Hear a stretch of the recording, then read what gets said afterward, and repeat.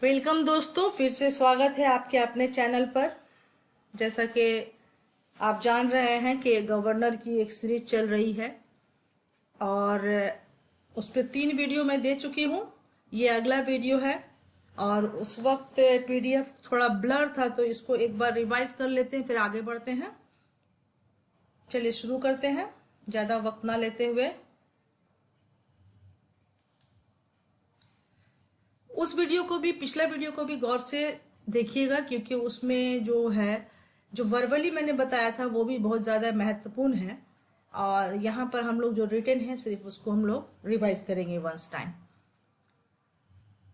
बंगाल के यानी भारत में ब्रिटिश काल में उस साम्राज्य को, भारत जैसे विशाल साम्राज्य को संभालने के लिए यहाँ पर जो ऑफिसर्स नियुक्त किए गए उनको गवर्नर, गवर्नर जनरल तथा वैसराय 3 कैटेगरी में कैटेगराइज किया गया था। तो पहला जो था बंगाल का गवर्नर, पहली बार जब उसको शासन को संभाला गया तो बंगाल को हेडक्वार्टर बनाया गया और बंगाल से वो शासन संचालित होता था। तो जो गवर्नर होते थे वो बंगाल के गवर्नर कहलाते थे, ना कि भारत के। तो पहला जो गवर्नर था बंगाल का वो था रॉबर्ट क्लाइव। कौन था? Robert Clive. रॉबर्ट क्लाइव का कार्यकाल क्या था? 1757 से 60 और 1765 से 67। रॉबर्ट क्लाइव 2 बार बंगाल में आया। एक 1750 से 60 तक का उसका कार्यकाल रहा, उसके बाद 1765 में आया और 67 में चला गया।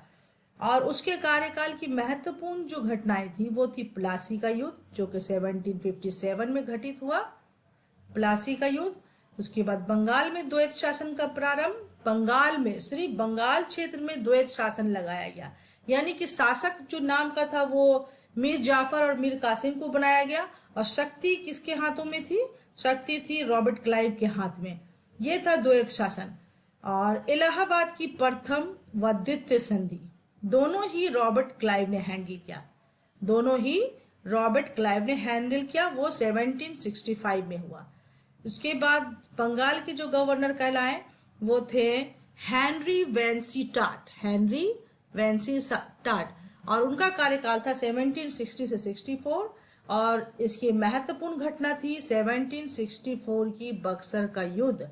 और नेक्स्ट है हैरी वेरलॉस्ट। हैरी वेरलॉस्ट, इनका कार्यकाल था 1767 से 69 और उनके प्रमुख घटनाएं थी द्वैध शासन। द्वैध शासन जो कि रॉबर्ट क्लाइव ने लगाया था, उसके समय रॉबर्ट क्लाइव ने उसको लागू किया, लेकिन वो उस समय नहीं रह सका। लेकिन इसी प्रक्रिया में कौन रहा? इस प्रक्रिया में रहा हैरी वेरलॉस्ट रहा। द्वैध शासन किसके समय में संचालित रही? हैरी वेरलॉस्ट के समय में। उसका कार्यकाल था 1767 से 69। और नेक्स्ट है जॉन कार्टियर। जॉन कार्टियर, ये 69 से 72 तक का इसका कार्यकाल था। मुख्य घटना थी प्रथम आंग्ल मैसूर युद्ध। Next Warren Hastings. Warren Hastings के बारे में हम सब जानते हैं। ये क्या था? बंगाल का अंतिम गवर्नर। अंतिम क्यों? क्योंकि इसके बाद जो है गवर्नर की उपाधि गवर्नर ना होके गवर्नर जनरल हो गई थी, इसलिए अंतिम गवर्नर बंगाल का माना गया। और बंगाल में द्वैध शासन जो लागू की गई थी क्लाइव के समय में, उसको किसने समाप्त किया? वो वारेन हेस्टिंग्स ने समाप्त किया।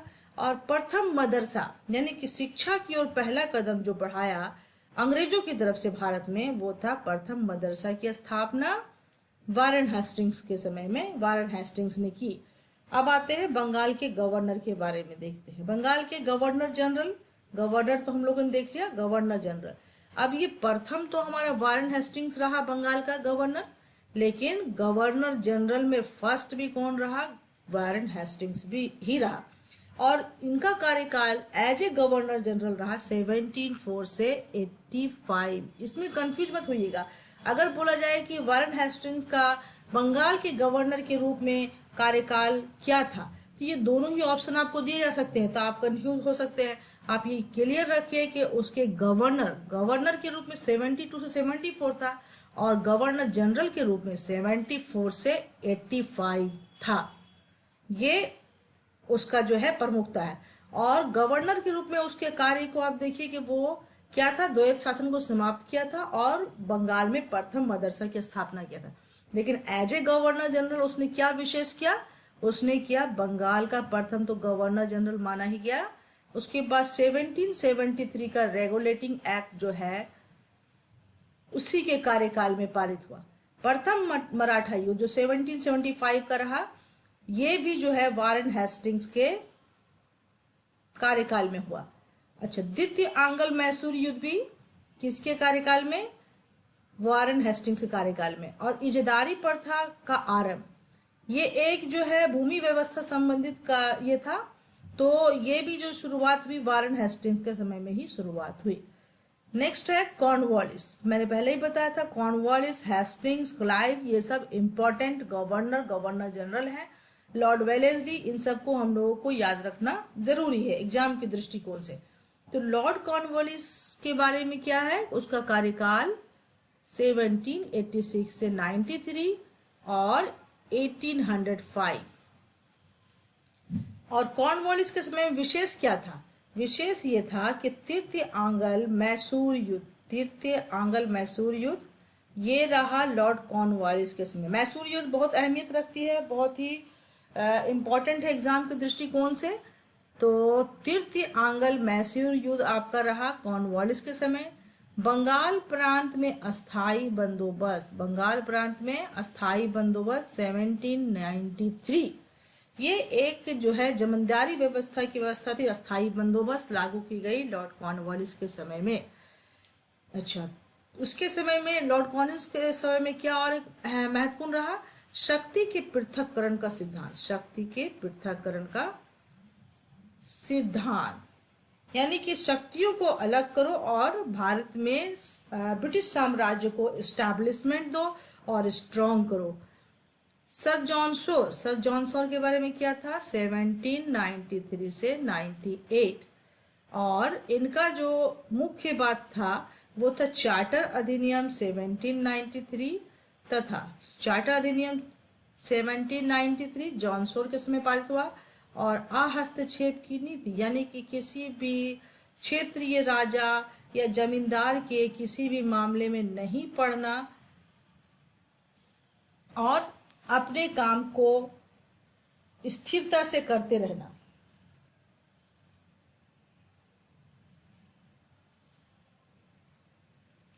अपने काम को स्थिरता से करते रहना।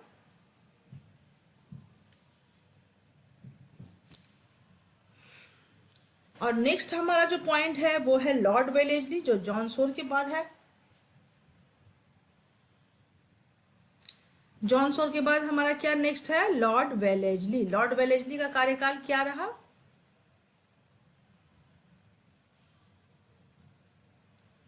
लॉर्ड वेलेस्ली का कार्यकाल रहा 1798 से 5 का मतलब है 1798 से 1805, 1798 से 1805।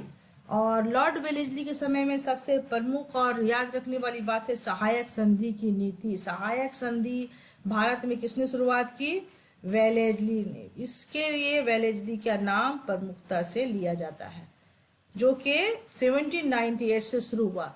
आरंभ कब हुआ, 1798 से। चौथा आंग्ल मैसूर युद्ध, यानी कि टीपू सुल्तान का जो है वीर गति को प्राप्त होना और चौथा आंग्ल मैसूर युद्ध की जो है संपन्न हो जाना वेलेस्ली का कार्यकाल की विशेष बात है। द्वितीय आंग्ल मराठा युद्ध और 1799 में प्रेस सेंसरशिप, यानी कि प्रेस जो है स्वतंत्रता से कोई बात अंग्रेजों के बारे में ना कह सके, इसलिए उसने सेंसरशिप लागू किया। और कैलकाटा में फोर्ट विलियम कॉलेज की स्थापना, है। पूर्व के वीडियो में मैंने इन सब का डेट भी दिया है, उसको एक बार जरूर देख लें। अच्छा, अब नेक्स्ट है सर जॉर्ज बार्लो।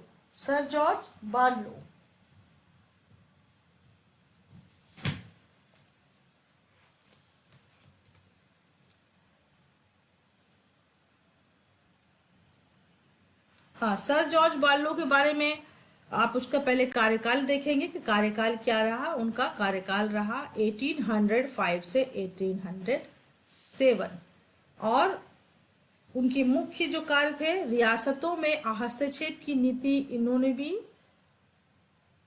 किया। इन्होंने भी हस्तक्षेप नहीं किया, अपने कार्य की ओर अग्रसर रहे। उसके बाद जॉर्ज बार्लो के बाद है लॉर्ड मिंटो। लॉर्ड मिंटो यानी प्रथम, लॉर्ड मिंटो दो रहे हैं। लॉर्ड मिंटो प्रथम का जो कार्यकाल है 1807 से 1813 और इनके विशेष कार्य थे अमृतसर की संधि 1809 यानी 1809 में हुआ। उसके बाद लॉर्ड हेस्टिंग्स। लॉर्ड हेस्टिंग्स ये भी दो रहे हैं इस नाम के, एक वारेन हेस्टिंग्स, एक लॉर्ड हेस्टिंग्स। दोनों के काम अलग अलग है, दोनों के कार्यकाल भी अलग अलग है। वारेन हेस्टिंग्स को आप लोग देख चुके हैं कि वारेन हेस्टिंग्स जो है अंतिम बंगाल का गवर्नर रहा और बंगाल का प्रथम गवर्नर जनरल वारेन हेस्टिंग्स रहा। लेकिन लॉर्ड हेस्टिंग्स क्या है यहाँ पर 1813 से 1823 और ये इसके समय की विशेष बात है आंग्ल नेपाल युद्ध, उसके बाद तृतीय आंग्ल मराठा युद्ध, ये रैयतवाड़ी बंदोबस्ती ये 1820 में लागू हुआ, मालवाड़ी व्यवस्था 1822 में लागू हुआ। उसके बाद है लॉर्ड एमहस। लॉर्ड एमहस का कार्यकाल क्या था 1823 से 28 और इसकी विशेष बात है प्रथम आंग्ल बर्मा युद्ध। प्रथम आंग्ल बर्मा युद्ध, बैरकपुर की छावनी। प्रथम आंग्ल बर्मा युद्ध 1824 से हुआ था और बैरकपुर की छावनी की घटना भी 1824 की घटना है। विशेष बातें पूर्व की वीडियो में है। William Bentinck. विलियम बेंटिंग जो है हम लोग शुरू करने वाले थे।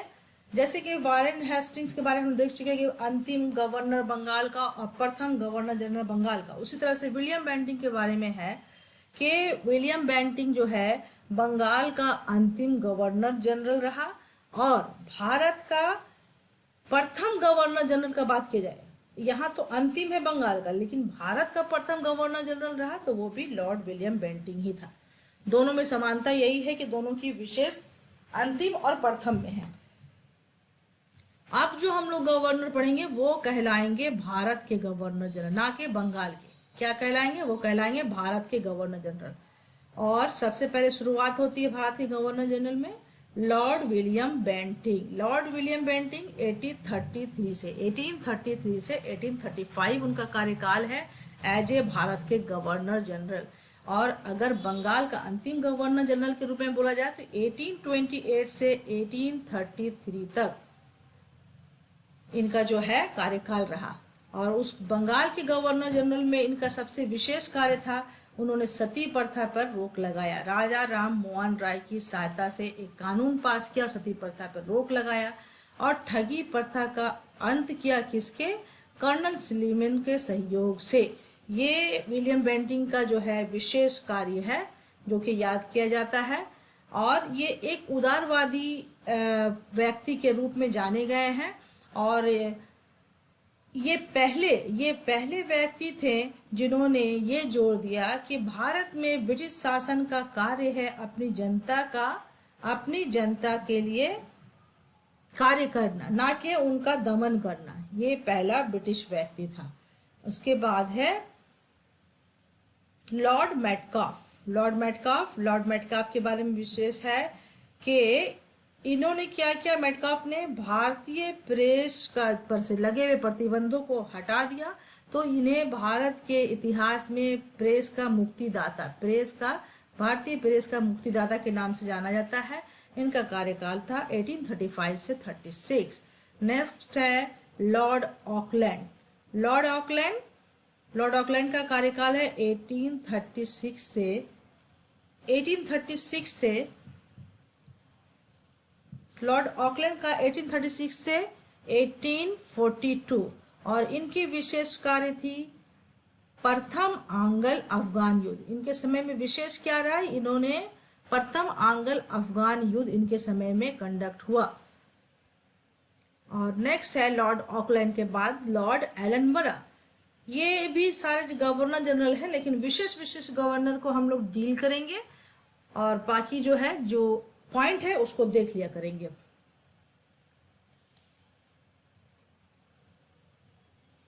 हाँ, हम लोग देख रहे थे ऑकलैंड को 1836 से 42। नेक्स्ट है लॉर्ड एलनबरा। लॉर्ड एलनबरा का कार्यकाल क्या है? 1842 से 44। और इनके समय की विशेष बात थी, पर भारत में दास प्रथा का अंत हुआ। भारत में दास प्रथा का अंत हुआ। इन्होंने कानून पास कर इस पर प्रतिबंध लगाया। प्रथम अफगान युद्ध की समाप्ति, यानी कि जो अफगान युद्ध चल रहा था उसकी समाप्ति किसके समय में हुई? एलन ब्रा के समय में हुई। एलन ब्रा का कार्यकाल 1842 से 44। उसके बाद है नेक्स्ट लॉर्ड हार्डिंग प्रथम, वो उनका कार्यकाल है लॉर्ड 1844 से 48। 1844 से 48। और उनके काल की विशेष बात थी प्रथम आंग्ल सिख युद्ध। क्या था? प्रथम आंग्ल सिख युद्ध इन्हीं के समय में हुआ, लॉर्ड हार्डिंग प्रथम के समय में। और लाहौर संधि द्वारा प्रथम आंग्ल सिख युद्ध की समाप्ति हुई, लाहौर संधि द्वारा।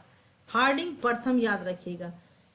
उसके बाद है नेक्स्ट और बहुत ही याद रखने वाले गवर्नर, भारत के गवर्नर जनरल, वो है भारतीय इतिहास के एक कैरेक्टर, एक महाखलनायक जिसको कह सकते हैं, वो है लॉर्ड डलहौजी।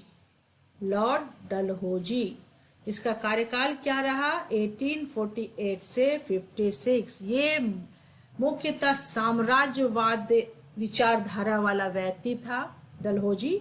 और इसके समय में ज्यादातर भारतीय समाज में, भारतीय राजनीति में अस्थिरता बनी रही। इसे कोई भी परवाह न होती थी जब वो कोई भी एक्शन ले भारतीयों के विरुद्ध। तो इसके समय में विशेष घटना द्वितीय आंग्ल सिख युद्ध, द्वितीय आंग्ल सिख युद्ध, द्वितीय आंग्ल बर्मा युद्ध, द्वितीय आंग्ल सिख युद्ध, बर्मा युद्ध, और चार्ल्स वुड की शिक्षा नीति, यानी कि शिक्षा का मैग्ना कार्टा, ये एक खास बात है। व्यापगत सिद्धांत, व्यापगत सिद्धांत जिसके लिए डलहौजी याद किया जाता है, जिसके लिए क्या हुआ, भारतीय भूमि में जो है प्रथम क्रांतिकारी विचारधारा पनपी और भारतीय क्रांति की शुरुआत हुई। इसके लिए जिम्मेदार लॉर्ड डलहौजी को बहुत हद तक समझा जाता है।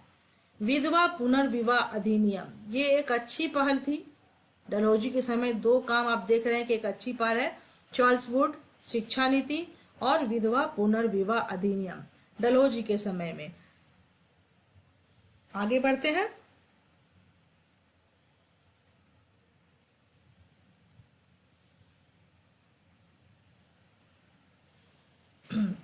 भारत के गवर्नर जनरल में अंतिम है लॉर्ड कैनिंग। अंतिम गवर्नर जनरल भारत का कौन कहलाया? Lord Canning. और उसका कार्यकाल था 1856, जस्ट डलहौजी के बाद 56 से 57 तक। क्यों 57 तक? क्योंकि ये उसके बाद जो है भारत का वायसराय कहलाया, क्योंकि गवर्नर जनरल भारत का पद को समाप्त कर दिया गया और भारत के वायसराय के पद का सृजन किया गया। तो यहाँ इसके जो है भारतीय गवर्नर जनरल के रूप में इसका विशेष क्या रहा?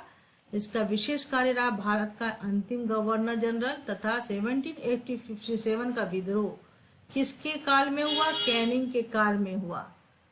ठीक है। रॉबर्ट क्लाइव क्या क्या था? यहाँ मुंगेर है, इलाहाबाद है, बांकीपुर है। सेना के लिए 3 केंद्र स्थापित किया। कौन किया था? रॉबर्ट क्लाइव किया था। मुंगेर बिहार में, इलाहाबाद में और बांकीपुर पश्चिम बंगाल में 3 केंद्र की स्थापना की थी, सैन्य केंद्रों की। अब चलते हैं कैनिंग के वायसराय के कार्यकाल में। जैसे कैनिंग का कार्यकाल का हम लोग विशेष जान रहे हैं कि 1857 की क्रांति किसके समय में हुई? कैनिंग के समय में हुई। और वायसराय के रूप में उसने जो कार्य किया वो था 1858 से 62। कार्यकाल है उसका 1858 से 62। और संबंधित महत्वपूर्ण घटनाएं क्या रही उसकी? भारत का प्रथम वायसराय कहलाया, अंतिम भारत का गवर्नर जनरल भी कहलाया, और पहली बार आयकर यानी टैक्स की शुरुआत भारत में। विशेष याद रखिएगा कि कैनिंग के समय में पहली बार भारत में टैक्स की शुरुआत हुई। ये कैनिंग का मुख्य कार्य, उसके कार्यकाल की मुख्य घटनाएं हैं 1857 की क्रांति और टैक्स की शुरुआत। नेक्स्ट है लॉर्ड एल्गिन प्रथम। उसका कार्यकाल क्या रहा, 1862 से 63। और उसके समय की मुख्य घटना थी वहाबी आंदोलन का दमन। वहाबी आंदोलन जो कि जिसकी शुरुआत जो है इस पर नेक्स्ट में चर्चा करेंगे। वहाबी आंदोलन एक अच्छा टॉपिक है। Lord John Lawrence, Lord John Lawrence ये क्या है, इनका कार्यकाल 64 से 69। भारत के तीसरे वायसराय। और अकाल आयोग का गठन, भारत उस वक्त अकाल से लगातार जूझ रहा था और ये पहली बार था कि एक अकाल आयोग का गठन किया गया था। किसके समय में, लॉर्ड जॉन लॉरेंस के बारे में। इसके बाद नेक्स्ट है लॉर्ड मेयो। लॉर्ड मेयो का कार्यकाल है 1869 से 72। और इसकी विशेष घटनाएं हैं आर्थिक विकेंद्रीकरण की नीति की शुरुआत। भारत में प्रथम जनगणना कब हुआ, 1872 में। किसके समय में, लॉर्ड मेयो के समय में। सांख्यिकी सर्वेक्षण विभाग इसको स्टैटिस्टिक्स सर्वे बोलते हैं। और कृषि विभाग, देखिए बहुत सारी महत्वपूर्ण कार्य जो है लॉर्ड मेयो के काल में हुई है। इनको बिल्कुल याद रखिएगा, ये क्वेश्चन अक्सर रिपीट किया जाता है कि प्रथम जनगणना, भारत का प्रथम जनगणना किसके कार्यकाल में या किस वायसराय के कार्यकाल में हुआ, तो वो लॉर्ड मेयो। और सांख्यिकी सर्वेक्षण, कृषि विभाग जैसे संगठनों की स्थापना भी मेयो के कार्यकाल में हुई थी। और आर्थिक विकेंद्रीकरण यानी आर्थिक रूप से जो है उसका और फैलाव किया जाए, दूसरे लोगों तक भी पहुंचाया जाए, ना कि सिर्फ अंग्रेजों तक रहे। इसी को आर्थिक विकेंद्रीकरण कहते हैं मेयो के कार्यकाल में। तो ये एक महत्वपूर्ण वायसराय रहा भारत का। नेक्स्ट है लॉर्ड नॉर्थ ब्रुक, 1872 से 76। और इसका मुख्य घटना था कूका विद्रोह जो पंजाब में हुआ था। उसका दमन किसने किया, नॉर्थ ब्रुक ने। लॉर्ड लिटन 1876 से 80। और ये मुख्य घटनाएं हैं द्वितीय अकाल आयोग का गठन, प्रथम दिल्ली दरबार, वर्नाक्यूलर प्रेस एक्ट लागू किया था लॉर्ड लिटन ने।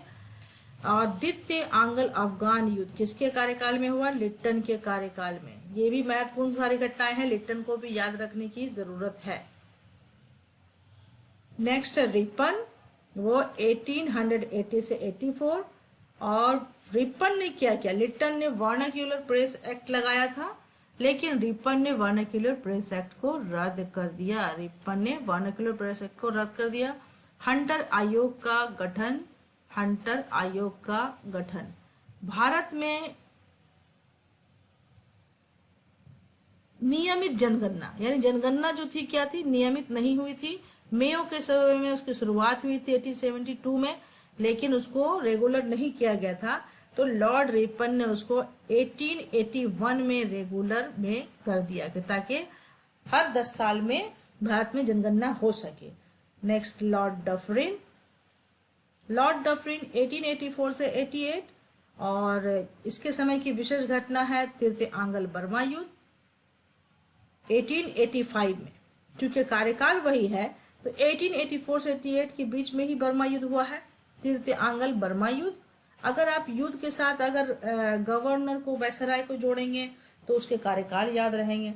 और यदि आप गवर्नर को याद कर रहे हैं और उसके साथ घटनाओं को जोड़ेंगे तो वो दोनों भी आपको काफी हेल्प करेंगे।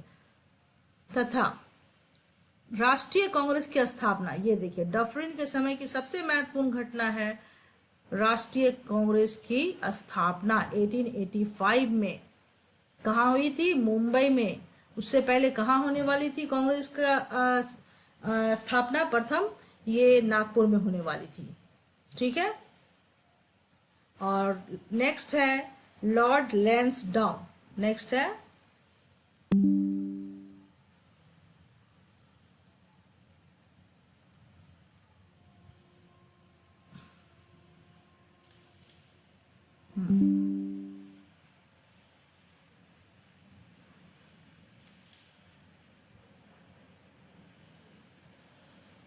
लॉर्ड लैंसडाउन 1888 से 1894। डूरंड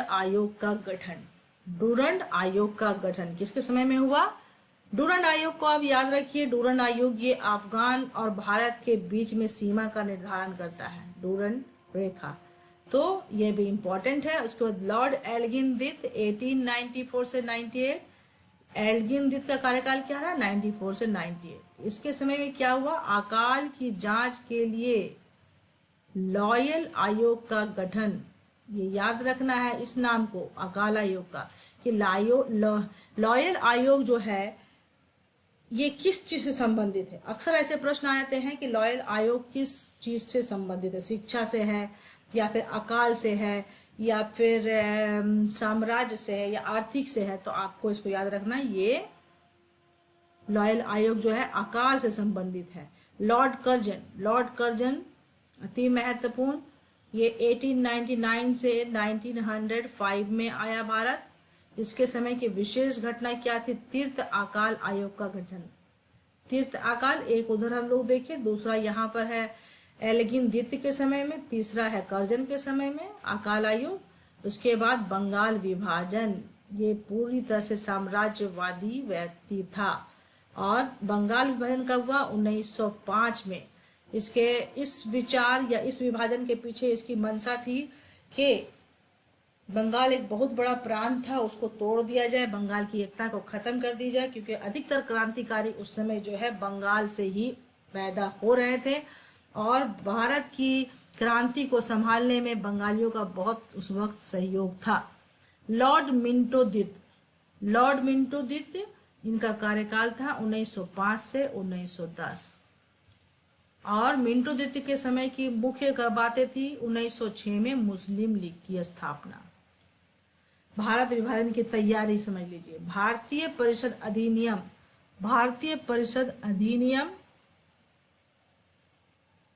ये है 1909। भारत परिषद अधिनियम 1909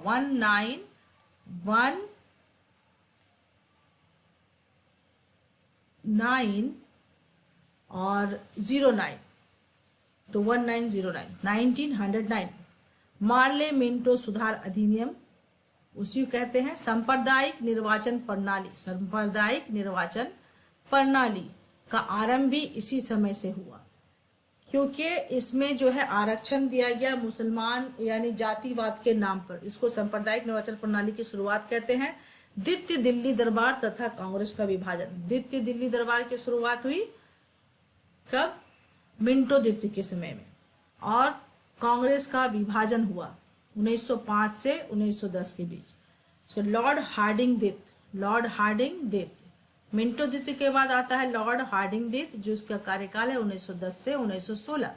और उनका जो है बंगाल विभाजन क्या था, जो कि कर्जन के समय में लगाया गया था, 1910 से 16 के बीच में, यानी कि 1911 में स्थगित कर दिया गया। तीर्थ दिल्ली दरबार तथा प्रथम विश्व युद्ध। तीर्थ दिल्ली दरबार मैंने डील कर दिया है, उसको आप देख लेंगे पूर्व के वीडियो में। और प्रथम विश्व युद्ध 1914 में इसके समय में शुरुआत हुई थी। किसके समय में? लॉर्ड हार्डिंग दित के समय में।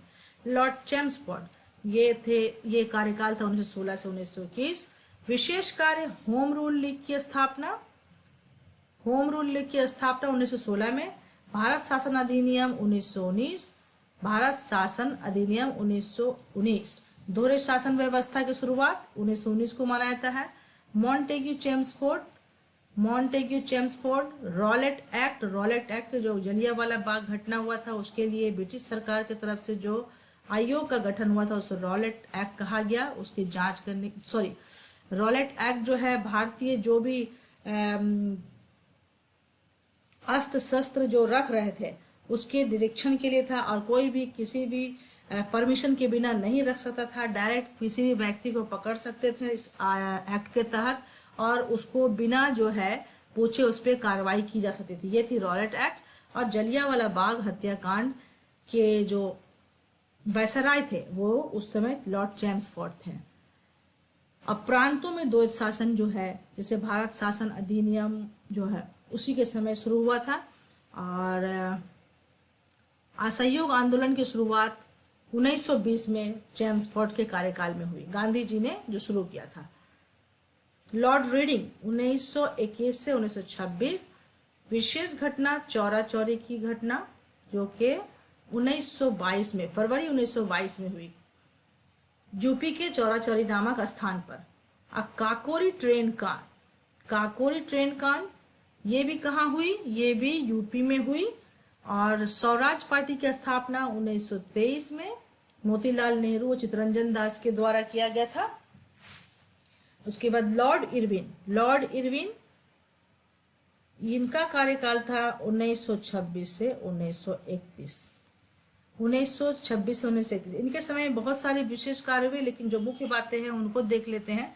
लेकिन अगर आपको समय मिले तो लॉर्ड इरविन के बारे में विशेष रूप से पढ़ लें, यहाँ से प्रश्न जरूर उठाए जाते हैं। साइमन कमीशन, साइमन कमीशन 1927 जो भारत आया इरविन के समय में, पूर्ण स्वराज का प्रस्ताव पारित हुआ, पूर्ण स्वराज का प्रस्ताव पारित हुआ। ये पूर्ण स्वराज का प्रस्ताव पारित किया गया था लाहौर अधिवेशन में, ताकि भारत के लिए पूर्ण स्वराज की मांग किया जा सके। गवर्नर वायसराय थे लॉर्ड इरविन। सभी ने अवज्ञा आंदोलन जो गांधी जी ने शुरुआत की, उस समय भी वायसराय लॉर्ड इरविन थे। प्रथम गोलमेज सम्मेलन वायसराय जो थे लॉर्ड इरविन, और गांधी इरविन समझौता भी जो हुआ वो उसके समय भी इरविन ही उपस्थित थे। नेक्स्ट है लॉर्ड वेलिंगटन 1931 से 36। द्वितीय व तृतीय गोलमेज सम्मेलन, यानी प्रथम इरविन के समय में हुआ, तो द्वितीय व तृतीय गोलमेज सम्मेलन जो है ये वेलिंगटन के कार्यकाल में संपन्न हुआ। सांप्रदायिक पंचाट, मैकडॉनल्ड योजना, अखिल भारतीय किसान सभा की स्थापना 1936 स्वामी सहजानंद के नेतृत्व में, ये वेलिंगटन के कार्यकाल में हुआ। लॉर्ड लिथगो, इनका कार्यकाल क्या रहा 1936 से 44। और पृथक पाकिस्तान की मांग इन्हीं के समय की गई। क्रिप्स मिशन का भारत आना, भारत छोड़ो आंदोलन का होना, सब लॉर्ड लिथगो के कार्यकाल में ही रहा। अच्छा, लॉर्ड वेविल जो है 1944 से 47। अब हम लोग यहाँ से अपनी देश की आजादी की ओर बढ़ गए। लॉर्ड वेविल और उनका जो समय कार्यकाल का जो प्रमुख बातें थी वो थी वेवेल योजना व शिमला सम्मेलन। उसके बाद भारत को स्वतंत्र करने की घोषणा किसके समय में हुआ, वेवेल के समय में हुआ। विशेष बात वेवेल का कि भारत की स्वतंत्रता की घोषणा वेवेल के समय में हुआ। उसके बाद नेक्स्ट है लॉर्ड माउंटबेटन, ये था 1947 से 1948। अंतिम ब्रिटिश वायसराय कौन कहलाए, लॉर्ड माउंटबेटन। स्वतंत्र भारत के प्रथम गवर्नर जनरल